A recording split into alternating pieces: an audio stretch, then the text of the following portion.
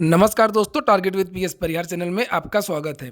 सुबह की इस वीडियो में ऐसी खबरें होती हैं जो विभिन्न समाचार पत्रों पर छाई हुई होती हैं और विद्यार्थियों के लिए आवश्यक होती हैं। तो आइए शुरू करते हैं, देखते हैं आज के समाचार पत्रों में ऐसी कौन कौन सी खबरें हैं। सबसे पहली खबर है एलटी ग्रेड शिक्षक भर्ती की। आगे बढ़ने से पहले एक बात और, जो नए व्यूअर हैं या नए मित्र हैं जिन्होंने इस चैनल को अभी तक सब्सक्राइब नहीं किया तो वे लोग इसको सब्सक्राइब कर लें। जिन लोगों ने पहले से सब्सक्राइब कर रखा है वे लोग इस वीडियो को लाइक कर दें। दोस्तों, हम लोग बात कर रहे थे एलटी ग्रेड परिणाम की। जैसा कि उत्तर प्रदेश लोक सेवा आयोग के अधिकारियों ने आश्वासन दिया था, विद्यार्थियों ने कई बार आंदोलन, धरना प्रदर्शन इत्यादि किया था। अधिकारियों ने कहा था कि इसका जो परिणाम है ये 7 तारीख के पहले पहले घोषित कर दिया जाएगा। इसीलिए बहुत सारे समाचार पत्रों ने कल ये खबर छापी थी कि आज आ सकता है एलटी ग्रेड शिक्षक भर्ती का परिणाम। लेकिन शिक्षक भर्ती का परिणाम नहीं आया और जो 2-3 परिणाम आए हैं वे सीधी भर्ती के हैं, चिकित्सा विभाग के हैं, जिससे विद्यार्थी भड़क गए हैं।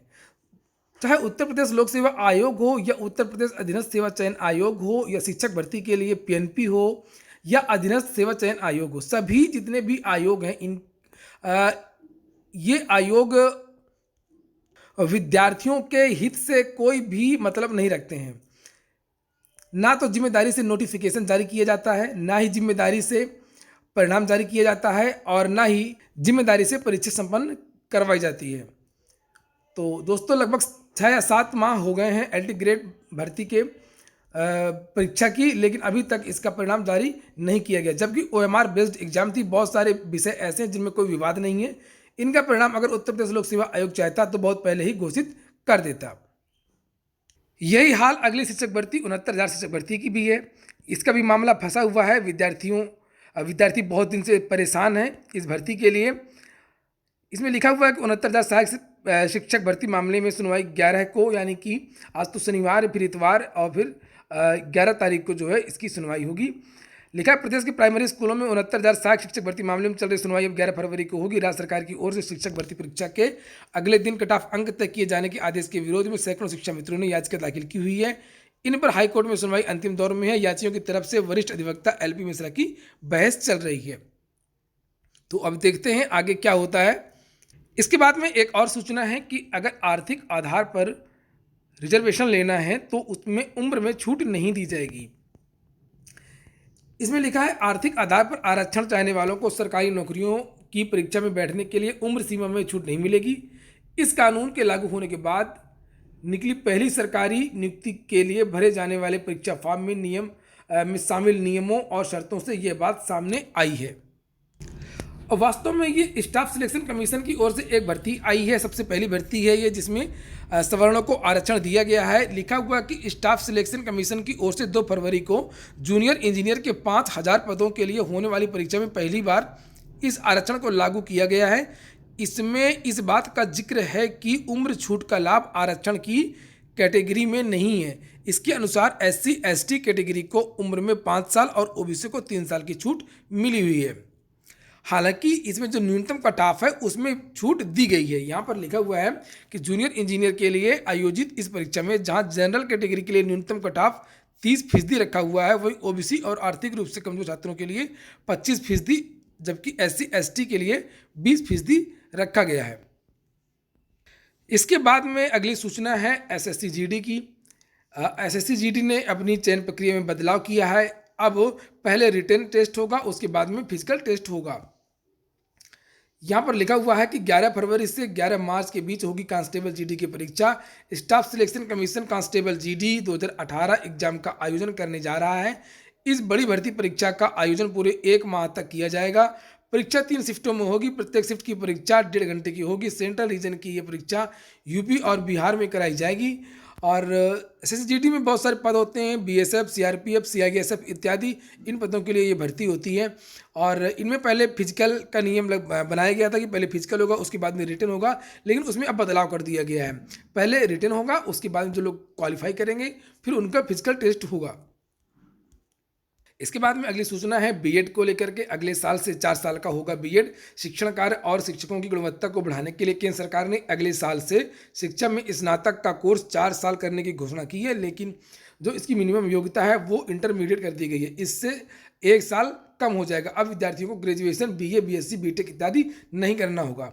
इसमें लिखा है इस कोर्स को करने से प्रतियोगियों का 1 साल बचेगा, क्योंकि ये 12वीं के बाद से ही इसे ज्वाइन कर सकेंगे, जबकि मौजूदा प्रणाली में स्नातक करने के बाद ही 2 साल का बीएड किया जा सकता है।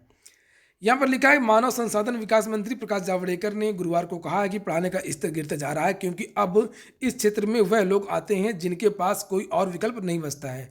इसलिए सरकार ने अगले साल से 4 साल के बीएड कोर्स को शुरू करने का फैसला लिया गया है। उन्होंने कहा कि पढ़ाने का लोगों को पहली पसंद होना चाहिए। ऐसा नहीं कि कुछ नहीं मिल रहा है तो चलो शिक्षक ही बन जाते हैं। इसके बाद में एक और सूचना है उत्तर प्रदेश पुलिस भर्ती बोर्ड की। इसमें जो भर्ती आई थी जेल वार्डर, फायरमैन, आरक्षी, घुड़सवार की, उसकी जो आवेदन की लास्ट डेट थी 9 फरवरी, उसको बढ़ा करके 16 फरवरी कर दिया गया है। इसमें लिखा है उत्तर प्रदेश पुलिस भर्ती एवं प्रोन्नत बोर्ड ने जेल वार्डर, महिला, पुरुष, फायरमैन तथा आरक्षी, घुड़सवार पुलिस के पदों पर सीधी भर्ती के लिए आवेदन की तारीख बढ़ा दी है। बोर्ड ने पहले ऑनलाइन आवेदन के लिए 18 जनवरी से 9 फरवरी की तारीख निर्धारित की थी। भर्ती बोर्ड के अधिकारियों के अनुसार आवेदन में आई तकनीकी दिक्कतों व अभ्यर्थियों के प्रार्थना पत्रों के दृष्टिगत ऑनलाइन आवेदन की अंतिम तारीख 16 फरवरी कर दी गई है। जिन विद्यार्थियों ने अभी तक आवेदन न किया वे अब भी आवेदन कर सकते हैं। इसके बाद में जो अगली सूचना है वो है पेंशन स्कीम को लेकर के।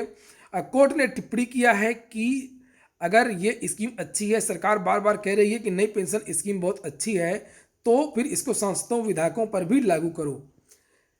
लिखा है पुरानी पेंशन के लिए कर्मियों की हड़ताल को लेकर के प्रदेश सरकार के रवैये पर हाईकोर्ट ने कड़ी टिप्पणी की है। कोर्ट ने पूछा कि कर्मचारियों की सहमति लिए बिना उनका अंशदान शेयर में कैसे लगाया जा सकता है। नई पेंशन स्कीम अगर इतनी अच्छी है तो उसे सांसदों और विधायकों पर भी क्यों नहीं लागू किया जा रहा है। राजकीय मुद्रणालय कर्मचारियों की हड़ताल के कारण हाईकोर्ट की कॉज लिस्ट न छपने पर न्यायमूर्ति सुधीर अग्रवाल और न्यायमूर्ति राजेंद्र कुमार की पीठ ने स्वतः संज्ञान लेते हुए जनहित याचिका कायम की है। याचिका पर सुनवाई के दौरान कोर्ट ने टिप्पणी की है कि सरकार करोड़ों रुपए की लूट खसोट, तो कुल मिलाकर सरकार की ये बहुत सख्त टिप्पणी है और बात वास्तव में सही है। अगर ऐसी स्कीम, ये पेंशन स्कीम अच्छी है तो इससे छूट क्यों दी गई है सांसदों और विधायकों को? उनको तो पुरानी जो पेंशन स्कीम है वही मिलती है। इसके बाद में अगली सूचना है 10% आरक्षण के केंद्र सरकार के फैसले पर सुप्रीम कोर्ट का रोक लगाने से इनकार। बहुत सारी याचिकाएं पड़ी हैं इस आरक्षण को समाप्त करने के लिए। अलग अलग तर्क हैं कि इससे समानता का अधिकार खत्म हो जाएगा। कुछ लोगों का ये तर्क है कि इससे जो 50% का नियम है, जो सुप्रीम कोर्ट ने कहा था कि आरक्षण 50% से ज़्यादा नहीं दिया जा सकता, उसका उल्लंघन है। तो सुप्रीम कोर्ट ने फिलहाल रोक लगा दी है कि आरक्षण चलता रहेगा। लिखा है सुप्रीम कोर्ट ने समान वर्ग के गरीबों को नौकरी व शैक्षणिक संस्थानों में 10% आरक्षण संबंधी केंद्र सरकार के फैसले पर रोक लगाने से इनकार कर दिया है। यह दूसरी बार है जब सुप्रीम कोर्ट ने कहा कि वह इस पर रोक नहीं लगाएगा। चीफ जस्टिस रंजन गोगोई की अध्यक्षता वाली 3 सदस्यीय पीठ शुक्रवार को तहसीन पूनावाला की उस याचिका पर सुनवाई कर रही थी जिसमें संशोधित अधिनियम की वैधता को चुनौती दी गई थी। यहाँ पर इन्होंने, याचिकाकर्ता ने जो तर्क दिया था, उन्होंने कहा था कि 10% आरक्षण के बाद आरक्षण 50% से बढ़ जाएगा। और नागराज का एक मामला था जिसमें सुप्रीम कोर्ट ने कहा था कि आरक्षण की जो अधिकतम सीमा है वो 50% रहेगी। हालांकि वो जाति आधारित आरक्षण था और ये आर्थिक आधार पर आरक्षण है, इसमें बदलाव किया गया है। तो इसी को लेकर के सुप्रीम कोर्ट ने फिलहाल उसको खारिज कर दिया है और सुनवाई चलती रहेगी। तो दोस्तों, ये हो गई आज की अपडेट और इसी तरीके की अपडेट प्राप्त करने के लिए आप लोग इस चैनल से जुड़े रहें। अगर आपको ये वीडियो पसंद आते हो तो लाइक कर दिया करें। लगातार अपडेट सुनने के लिए आप लोग टेलीग्राम चैनल से भी जुड़ सकते हैं, जिसकी लिंक मैं डिस्क्रिप्शन बॉक्स में और कमेंट बॉक्स में दे दूंगा।